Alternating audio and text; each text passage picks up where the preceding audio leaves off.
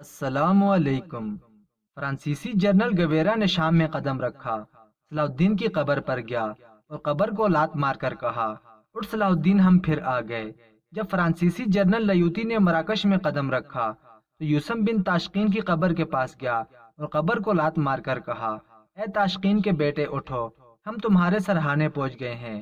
جب صلیبیوں نے دوبارہ اندلس پر قبضہ کیا تو لفنسو نے حاجی منصور کی قبر پر سونے کی چارپائی بچھائی اور بیوی کو لے کر شراب پی کر لیٹ گیا اور کہا، دیکھو میں نے مسلمانوں کی سلطنت پر قبضہ کر لیا ہے۔ جب یونانی فوج ترکی میں داخل ہوئی تو یونانی فوج کے سربراہ سفولیکس ونگ نے خلافت عثمانیہ کے بانی عثمان غازی کی قبر کے پاس گیا اور کہا، اٹھو اے بڑی پگڑی والو، اٹھو اے عظیم عثمان، اٹھو، دیکھو اپنے پوتوں کی حالت دیکھو، ہم نے اس عظیم سلطنت کا خاتمہ کیا جس کی تم نے بنیاد رکھی تھی، ہم تم سے لڑنے آئے ہیں۔ کیا اب بھی کسی کو اس بارے میں شک ہے کہ یہ صلیبی جنگجو نہیں ہے؟ اب سلطان صلاح الدین ایوبی، یوسف بن تاشقین، حاجی منصور اور عثمان غازی کی ارواح کو کتنی تکلیف ہوتی ہوگی کہ عالم اسلام کے نوجوان ان کے کارناموں کو بھول گئے ہیں، انہیں فراموش کر دیا ہے۔ سلطان صلاح الدین ایوبی نے کہا، پہلے مسلمان جنگجو تھا اور عیسائی حکمران، آج عیسائی جنگجو بن گئے ہیں اور مسلمان حکمران بن گئے ہیں۔ آؤ ہم تمہیں صلاح الدین ایوبی کی موت کی دل دہلا دینے والی کہانی سناتے ہیں، ذرا غور سے سنیں۔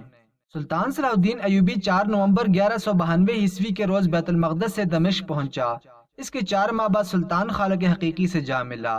دمشق پہنچنے سے وفات تک کا آنکھوں دیکھا حال غازی بہاؤالدین شداد کے الفاظ میں پیش کیا جاتا ہے۔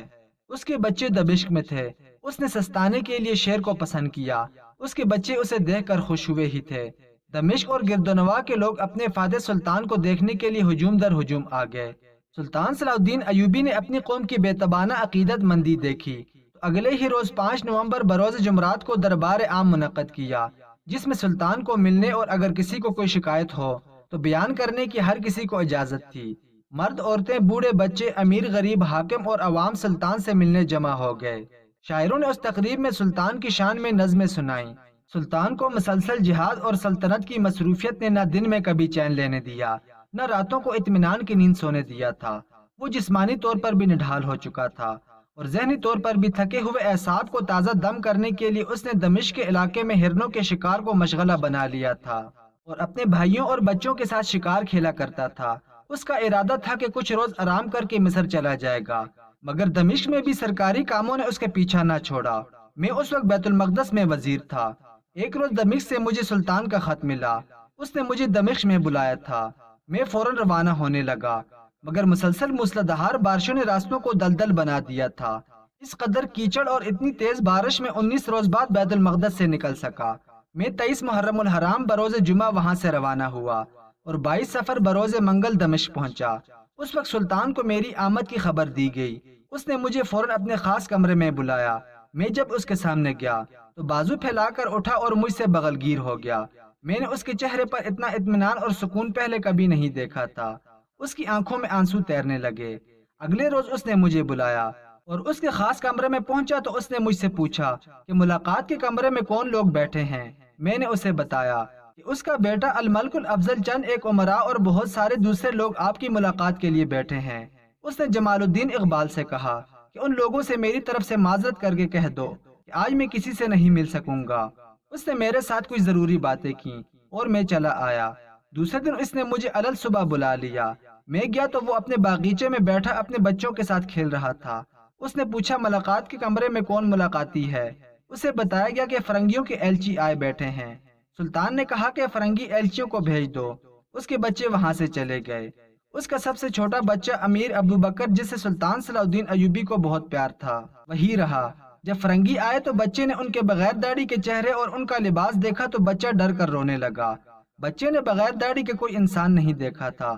سلطان صلاح الدین ایوبیوں نے فرنگیوں سے معذرت کی کہ ان کے حلیے کو دیکھ کر بچہ رو پڑا ہے، مگر سلطان نے بچے کو اندر بھیجنے کے بجائے فرنگیوں سے کہا وہ آج ان سے نہیں مل سکے گا۔ اس نے انہیں بغیر بات چیت کیے رخصت کر دیا۔ ان کے جانے کے بعد اس نے کہا جو کچھ پکا ہے لے آؤ۔ ان کے آگے ہلکی پھلکی غذا رکھی گئی جس میں کھیر بھی تھی۔ اس نے بہت تھوڑا کھایا۔ میں نے محسوس کیا کہ جیسے اس کی بھوک مر چکی ہو۔ میں نے اس کے ساتھ کھانا کھایا۔ اس نے بتایا کہ وہ ملاقاتیں کم کر رہا ہے کیونکہ وہ بدہضمی اور کمزوری محسوس کر رہا ہے۔ کھانے کے بعد اس نے مجھ سے پوچھا، حاجی واپس آ گئے؟ میں نے اسے بتایا راستے میں کیچڑ زیادہ ہے، شاید کل تک حاجی آ جائیں۔ سلطان نے کہا ہم ان کے استقبال کے لیے جائیں گے۔ یہ کہہ کر اس نے ایک حاکم کو بلا کر حکم دیا کہ حاجی آ رہے ہیں اور راستے میں کیچڑ اور پانی ہے، فوراً آدمیوں کو بھیجو اور جس راستے سے حاجی آ رہے ہیں اس راستے سے کیچڑ اور پانی صاف کرا دو۔ میں اس سے اجازت لے کر چلا آیا۔ میں دیکھ رہا تھا کہ اس کا جوش و خروش اور اس کے مستعد میں مان پڑ گئی تھی۔ دوسرے دن وہ گھوڑے پر سوار ہو کر حاجیوں کے استقبال کے لیے نکلا۔ میں بھی گھوڑے پر سوار ہو کر اس کے پیچھے گیا۔ اس کا بیٹا الملک الافضل بھی آ گیا۔ لوگوں میں جنگل کی آگ کی طرح یہ بات پھیل گئی کہ سلطان باہر آیا ہے۔ لوگ کام کاج چھوڑ کر دوڑے۔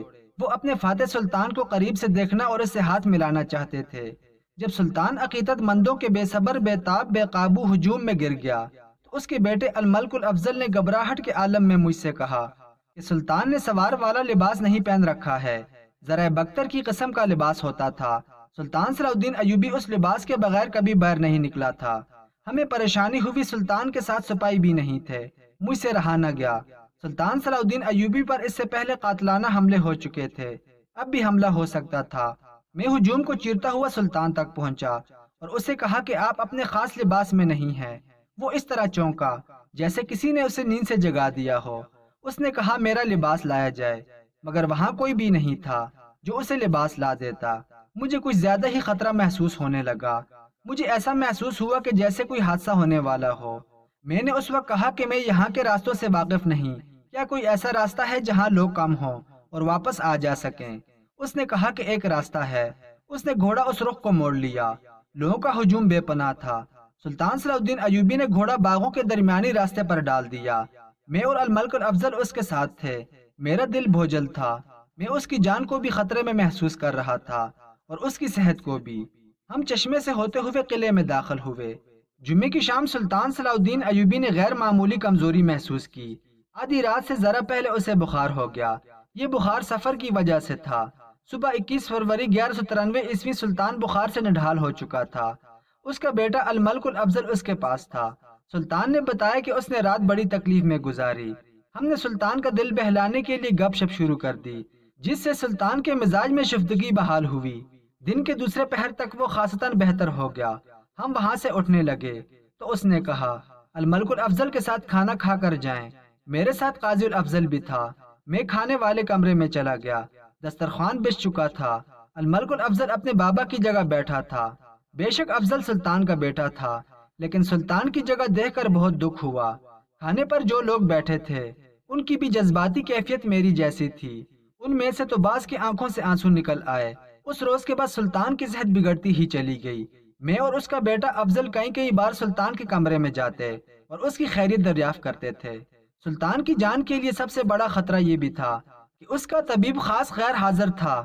غازی بہاؤالدین شداد نے اپنی کتاب میں یہ نہیں لکھا تھا کہ طبیب خاص کہاں چلا گیا تھا۔ سلطان کے علاج کے لیے 4 طبیب موجود تھے، مگر مرض بڑھتا ہی چلا جا رہا تھا۔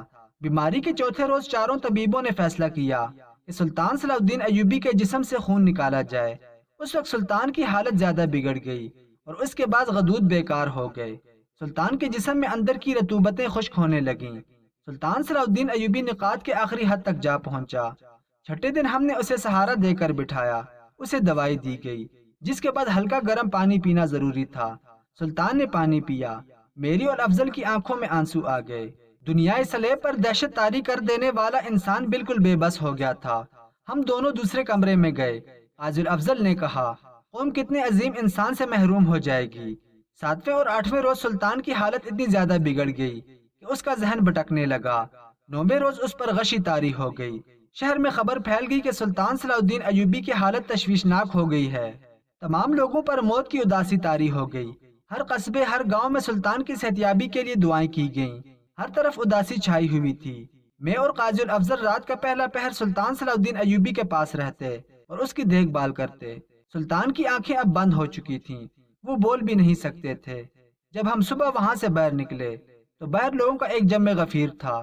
لوگ ہم سے پوچھتے ہوئے ڈر رہے تھے کہ سلطان کی طبیعت کیسی ہے، کیونکہ وہ جانتے تھے کہ سلطان کی حالت ٹھیک نہیں ہے۔ 10ویں روز طبیبوں نے سلطان کو آنتیں صاف کرنے والی دوا دی، جس سے سلطان کی صحت میں کچھ بہتری آئی۔ اس کے بعد سلطان نے جو کا پانی پیا۔ اس رات ہم تھوڑی دیر سلطان کے پاس رہے۔ اور پھر محل چلے گئے جہاں جمال الدین اقبال بیٹھا تھا۔ اس نے سلطان کی حالت پوچھی اور اندر چلا گیا، اور توران شاہ سے پوچھ کر ہمیں بتایا گیا کہ سلطان کے دونوں پھیپھڑوں میں نمی اور ہوا آنے جانے لگی ہے۔ ہم نے خدا کا شکر ادا کیا۔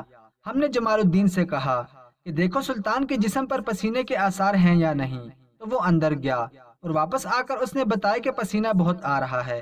یہ ایک خوشخبری تھی۔ ہم سکون اور اطمینان سے چلے گئے۔ اگلے دن سفر کی 26 تاریخ منگل کے دن سلطان کی علالت کا 11واں روز تھا۔ میں سلطان کو دیکھنے اندر گیا تو مجھے کہا گیا کہ سلطان کو پسینہ بہت آ رہا ہے۔ یہ خبر اچھی نہیں تھی۔ جسم کی رطوبت تیزی سے ختم ہو رہی تھی۔ اس وقت طبیبوں نے ایک حیرت والی بات یہ بھی بتائی کہ سلطان کا جسم اندر سے خشک ہونے کے باوجود سلطان کے جسم میں ابھی تک توانائی موجود ہے۔ سلطان کے بیٹے الملک الافضل نے دیکھا کہ سلطان کی صحتیابی کی کوئی امید نہیں رہی، تو اس نے امراء اور وزراء سے حلف اور وفاداری لینے کا فوری انتظام کیا۔ اس نے تمام قاضیوں کو رضوان محل میں بلایا اور انہیں کہا کہ حلف کا مسودہ تیار کریں جس میں سلطان جب تک زندہ ہیں اس کی وفاداری کا حلف نامہ ہو، اور ان کی وفات کے بعد ان کے بیٹے الملک الافضل کی وفاداری کا۔ الافضل نے معذرت اور افسوس کا اظہار کرتے ہوئے کہا وہ ایسا حلف نامہ کبھی تیار نہ کرتا، لیکن سلطان کی حالت تشویش مرحلے میں داخل ہو چکی ہے۔ حلف نامہ تیار ہو گیا۔ دوسرے دن حلف اٹھانے کے لیے متعلقہ امراء اور وزراء کو بلایا گیا۔ سب سے پہلے دمشق کے گورنر سعد الدین مسعود نے حلف اٹھایا۔ اس کے بعد نصر الدین آیا جو کہ صہیون کا گورنر تھا۔ اس نے اس شرط پر حلف اٹھایا کہ جس قلعے کا وہ گورنر ہے وہ سلطان ایوبی کی وفات کے بعد اس کی یعنی نصر الدین کی ملکیت سمجھا جائے گا۔ تمام امراء اور وزراء نے حلف لیا۔ 2-3 وزراء نے اپنی شرطیں منوا کر حلف اٹھایا۔ حلف نامے کے الفاظ یہ تھے: اس لمحے سے متحدہ مقصد کی خاطر الملک النصر صلاح الدین کا وفادار رہوں گا۔ جب تک وہ زندہ ہے اس کی حکومت کو برقرار رکھنے کے لیے انتھک محنت اور مسلسل کوشش کرتا رہوں گا۔ اس کی خاطر اپنی جان مال سب کچھ وقف کر دوں گا۔ میں اس کا حکم مانوں گا اور اس کی ہر خواہش کی تکمیل کروں گا۔ میں خدا کو گواہ ٹھہر کر اعلان کرتا ہوں کہ سلطان کے بعد یہی وفاداری اس کے بیٹے الافضل کے لیے وقف کروں گا۔ حلف نامے کی دوسری شق یہ تھی کہ اگر میں اپنے حلف کی خلاف ورزی کروں تو میں حلفیہ تسلیم کرتا ہوں کہ صرف خلاف ورزی کی بنا پر میری بیویاں مطلقہ ہو جائیں گی، یعنی بیویاں میری نہیں رہیں گی، اور مجھے سرکاری خادموں سے محروم کر دیا جائے گا، اور مجھے لازم ہوگا کہ میں ننگے پاؤں یا پیادہ حج کعبہ کو جاؤں۔ 26 صفر 589 ہجری 3 مارچ 1993 عیسوی منگل کی شام تھی۔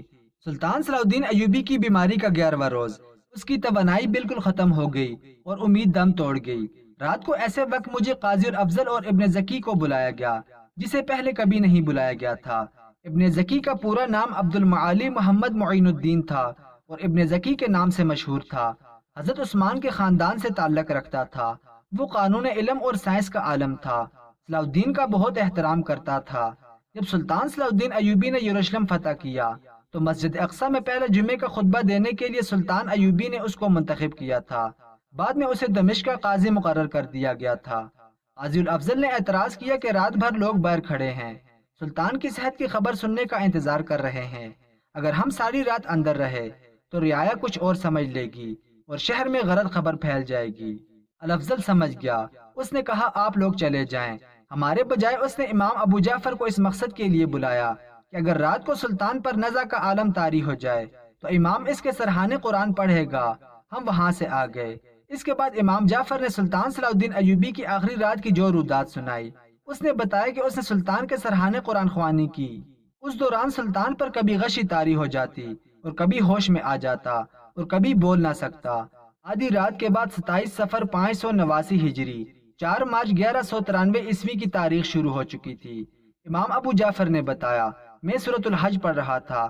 میں نے جب پڑھا خدا ہی قادر ہے اور برحق ہے اور وہ مردوں کو زندہ کر دیتا ہے اور وہ ہر چیز پر قدرت رکھتا ہے، تو میں نے سلطان کی ہلکی سی سرگوشی سنی، یہ سچ ہے، یہ سچ ہے، اس کے آخری الفاظ تھے۔ اس کے بعد صبح کی اذان سنائی دی۔ میں نے قرآن بند کر دیا۔ اذان ختم ہوتے ہی سلطان صلاح الدین ایوبی سکون اور اطمینان سے اپنے خالق حقیقی سے جا ملا۔ دوستو، خلفائے راشدین کے بعد اگر قوم پر کوئی بھاری زر پڑی ہے تو وہ سلطان صلاح الدین ایوبی کے انتقال کی تھی۔ اس خبر کے بعد دنیا بھر کے مسلمانوں پر غم کی ایسی گھٹا چھا گئی جو صرف خدا جانتا ہے۔ اس روز جس کو بھی دیکھا بے اختیار آنسو بہاتے دیکھا۔ ظہر کی نماز کا وقت ہوا۔ سلطان صلاح الدین ایوبی کی میت کو غسل دے کر کفن پہنایا جا چکا تھا۔ اثر سے کچھ دیر پہلے سلطان صلاح الدین ایوبی کو قبر میں اتارا گیا۔ سلطان کی ایک خواہش یہ تھی کہ فلسطین کو صلیبیوں سے پاک کریں۔ اس کی یہ خواہش پوری ہو گئی۔ اس کی دوسری خواہش یہ تھی کہ فتح فلسطین کے بعد حج ادا کریں۔ فلسطین تو فتح ہو گیا مگر ان کی حج کی خواہش پوری نہ ہو سکی۔ اس کی وجہ اس کی بیماری نہیں تھی بلکہ اس کے پاس اتنے پیسے نہیں تھے کہ وہ حج ادا کر سکے۔ دوستو، اس طرح مسلمان قوم ایک بہادر اور دلیر حکمران سے محروم ہو گئی۔ اللہ تعالیٰ سے دعا ہے کہ اللہ تعالیٰ پھر سے کوئی سلطان جیسا حکمران پیدا کرے۔